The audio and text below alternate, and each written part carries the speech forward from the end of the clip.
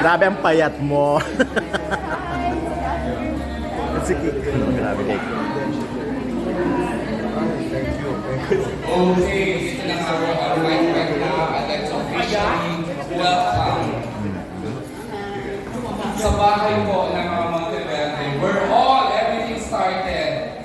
This is a special Cena with the Monteverde and of course Sharon Cuneta Pangilinan and the man of the hour, Senator Kiko Pangilinan, who we need help.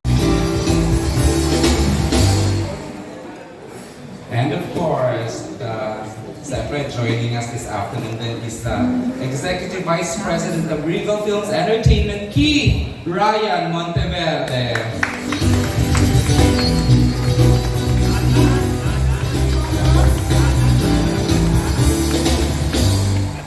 Okay, we'd like to request Naimega and Senator Kiki to please sit down and then to complete. Mga OG lang ito, yung original. Look at them. Familiar, hi Senator. I'm wearing it. Oh, of course. Okay, so it's been an honor doing this. Sige lang, waiting lang for Miss Rosel. And can we give way? There you go.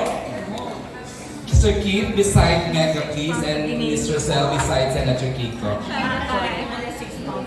I know. She's sharing na yung Mega later on yung sikreto finally. Messenger.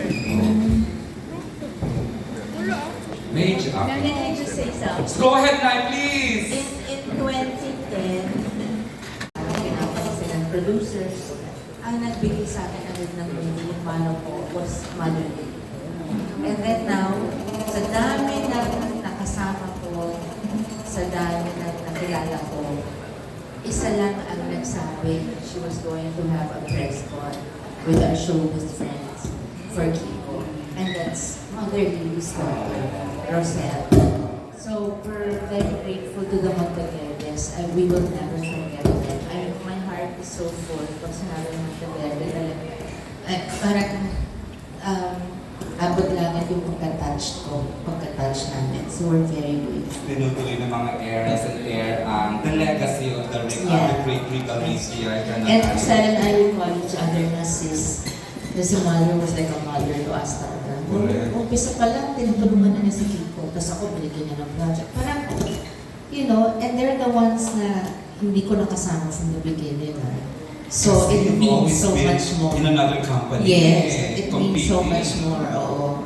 And parang sila lang yung talagang voluntarily laging tumutulong sa kanya, tumutulong sa akin. So, thank you sis, thank you. And to officially welcome you to the Regal home. This is where it all started. Our President and CEO, Marie Rosel Monteverde. Again, kay Rosel,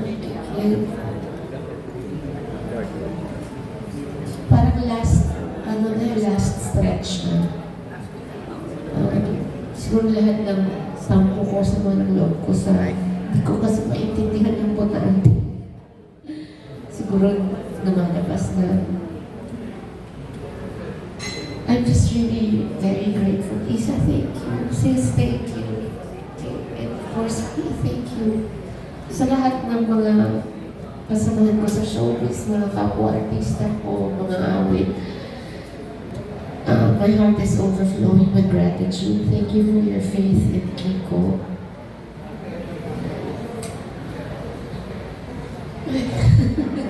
Wala na akong masabi kundi sa mga kaibigan ko sa press, dito sa show business na industriya natin, mga karamihan sa inyo talaga, it's familiar faces. You've been helping me forever now. It's my husband. Maraming salamat for being here. Talagang pamilya tayo. Simula pagkabata ko, yun yung asawa ko, tsaka parang lang sa bayan talaga, di ba? Maraming salamat for this opportunity. Siya, mahal namin kayo. Thank you so much. Talaga, EJ, thank you. Okay. One last appeal na lang, no? We have 5 days to go. How can you help us? If you can provide us coverage every day for the next 5 days. We still have a number of activities. Pakilabas sa inyong mga platforms, cover us. 5 araw na lang ito. Luzon Caravan, May 8 to 10. Iikot po kami sa iba't ibang parte ng Luzon. Naga will be the meeting the advance of Lenny, who's running for mayor. So sana 5 araw na pag-cover sa amin, pag-upload sa social media, at pag-monitor at pag-report ng mga nangyayari. Dahil talagang this last 5 days is critical so that we can consolidate yung ating yeah. And in anticipation also of more disinformation that will come our way, so we hope you can help us with the truth. And 5 araw lang naman para, pero ang kapalit ay palagay ko victory. Yes, yes. Ang kapalit ay mananaig ang tama, mananaig ang katotohanan, mananaig ang katarungan, at mananaig ang tapat at totoong pangungupot. Iba sumuporta ang entertainment media. So, Salamat. you know that. SCP, you know that. Thank you. Salamat. Siyempre, hindi daw complete ang isang media ko na tong